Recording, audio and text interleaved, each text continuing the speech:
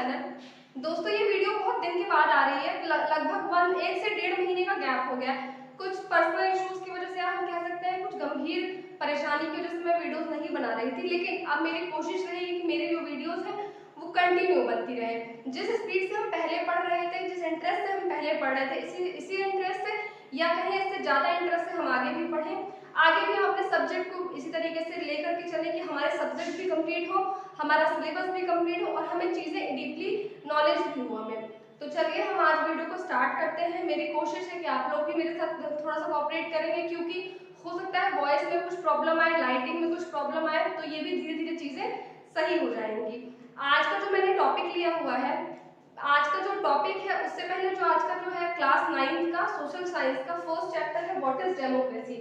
तो आज हम इसी पे बात करेंगे और कोशिश रहेगी कि ये चैप्टर आपको अच्छे से समझ में आए, आपके कंसेप्ट क्लियर हो जाए, जिससे कभी आपको क्वेश्चन आंसर करने में या तो फिर कभी भी इन सब चीजों को समझने में प्रॉब्लम ना हो। तो आइए हम स्टार्ट करते हैं। देखिए दोस्तों, डेमोक्रेसी सबसे पहले हमारे दिमाग में आता है डेमोक्रेसी। अब ये ऐसा होता है कि डेमोक्रेसी जो है वो हमें भले ही एक एग्जैक्ट हमें डेफिनेशन नहीं पता है, लेकिन अगर हम बात करते हैं डेमोक्रेसी की या लोकतंत्र की, तो ये हमें आसान भाषा में या हम कहें कि हमारे खुद के समझ में हमें ये चीजें क्लियर है ना।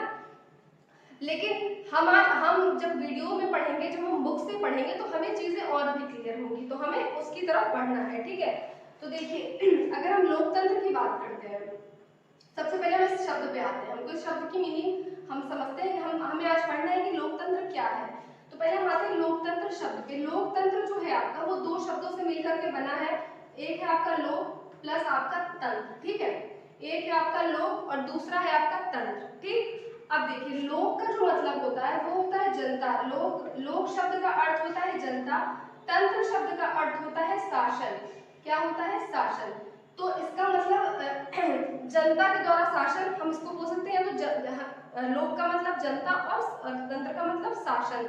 तो क्या जनता का शासन हम इसे बोल सकते हैं? हाँ बोल सकते हैं, क्योंकि अब्राहम लिंकन जो थे, जो अमेरिका के राष्ट्रपति थे, उन्होंने बोला था, अगर उनसे उन्होंने एक वाक्य बोला था, लोगों के लिए लोगों का, मतलब ये एक वाक्य उन्होंने बोला था शासन के ऊपर, लोकतंत्र के ऊपर। क्योंकि हम सभी जानते हैं कि संयुक्त राष्ट्र अमेरिका का सबसे पुराना क्या है? लोकतंत्र है। अगर हम भारत की बात करते हैं तो भारत सबसे बड़ा लोकतंत्र है, लेकिन जब हम पुराने लोकतंत्र की बात करेंगे तो विश्व का सबसे पुराना लोकतंत्र जो है वो अमेरिका का है, ठीक है। तो जनता का शासन, अब यहाँ पे ये चीजें आती हैं कि जनता का शासन मतलब क्या जनता ही शासन करती है, ऐसा ही कुछ होता होगा? तो नहीं। जहाँ पे जनता को राइट होता है, जहाँ पे जनता को हक होता है, जहाँ पे लोगों को हक होता है लीडर को चुनने का, क्योंकि हम ही तो चुनते हैं व्यक्तिगत तौर पे। हम जिस देश में रहते हैं यहीं पे हम खुद से ही तो अपने नेताओं को चुनते हैं, तो यहाँ पे हमको हक होता है। तो मतलब जहाँ पे आपको जनता को जहाँ पे राइट होता है, जनता को जहाँ पे राइट होता है वो अपने लीडर्स को चुनने का, अपने नेताओं को चुनने का, उनको अपने शासक को चुनने का। हम साफ तौर पे ये बोल सकते हैं राइट होता है शासक को चुनने का। हम यहाँ पे वर्ड यूज कर रहे हैं शासक, ठीक है। शासक को चुनने का वही लोकतंत्र होता है। और भी लोकतंत्र में काफी चीजें हैं, लेकिन अभी हम इंट्रोडक्शन के तौर पे चीजों को पढ़ रहे हैं। तो लोकतंत्र ये हो गया। अब आते हैं हिंदी के इंग्लिश के शब्द पे डेमोक्रेसी, ठीक है। क्योंकि जो इंग्लिश मीडियम वाले हैं उन्हें ये भी प्रॉब्लम होती है कि डेमोक्रेसी क्या होती है ना। लोकतंत्र तो हमने बताया, तो डेमोक्रेसी जो होती है ये भी एक यूनानी शब्द है जो डेमोक्रेसिया था, जिसका जो मतलब होता है, इसमें भी जो आपका जो डेमो होता है, डेमो का जो मतलब होता है वो भी होता है लोग। क्या होता है? तो लोग होता है। और क्रेसी का भी मतलब इसमें भी शासन ही होता है, ठीक है। क्रेसी का मतलब क्या होता है? शासन होता है। तो मतलब अगर हम इंग्लिश में बात करें और अगर हम हिंदी में बात करें और हम इंग्लिश में बात करें, तो लगभग हमारी बातें जो है वो सेम है। तो जनता के द्वारा चुने गए, मतलब जनता ही चुनती है। क्योंकि अगर हम एशियन इंडिया में जाते हैं, हम पुराने समय में जाते हैं, तो हमारे यहाँ पे ऐसा नहीं था। आपने हिस्ट्री पढ़ी होगी, तो क्या था कि कोई राजा बनता था, कोई राजा बनता था, जब वो मरता था तो उसका जो बेटा होता था, बेटा नहीं तो उसके रिलेशन में कोई होता था, उसके चाचा, उसका मतलब कोई कजन होता था या कुछ भी होता, उसके रिलेशन का ही वो ही उत्तराधिकारी बनता था। ये चीजें हमारे यहाँ थी, लेकिन जैसे जैसे जब हमारा देश आजाद हुआ उसके बाद से हमारा देश क्या हो गया? लोकतंत्र हो गया। और भारत विश्व का सबसे बड़ा लोकतंत्र तो ये तो आपको कंफ्यूजन क्लियर हुई होगी कि लोकतंत्र का मतलब जहाँ पे जनता अपने लीडर्स को चुनती है। क्योंकि जब ने एशियन हिस्ट्री की बात की तो मैंने आपको बताया ना कि वहाँ पे जो राजा होते थे, जब राजा मरते थे तो उनका ही कोई बेटा या उनका ही कोई रिलेटिव जो है वही उत्तराधिकारी बनता था और उस सीट पे बैठता था। आज भी सिर्फ अगर हम इंडिया की बात करते हैं तो इंडिया, अगर आप सऊदी अरब की बात कर लीजिए, ठीक है, तो आप मुझे ये बताइए कि क्या सऊदी अरब में लोकतंत्र है? बहुत सारे लोगों को पता होगा। तो सऊदी अरब में लोकतंत्र क्या है? लोकतंत्र नहीं है। वहाँ पे क्या है? राज शासन है।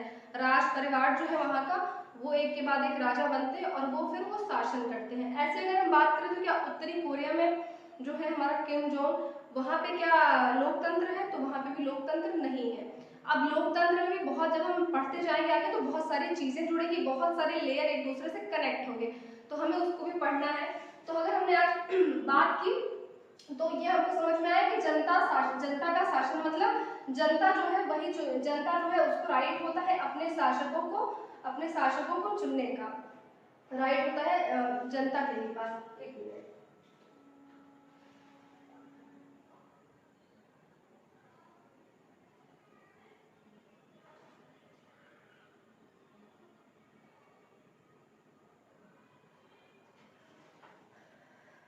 है ना दोस्तों। तो हमें इससे क्या पता चला कि लोकतंत्र का ही मतलब होता है कि जनता के द्वारा चुने गए शासक जो आते हैं, जो भी हम लीडर्स को चुनते हैं, हमारे नेताओं को चुनते हैं, वो जनता के द्वारा ही होता है। क्योंकि हम ही तो वोट देते हैं।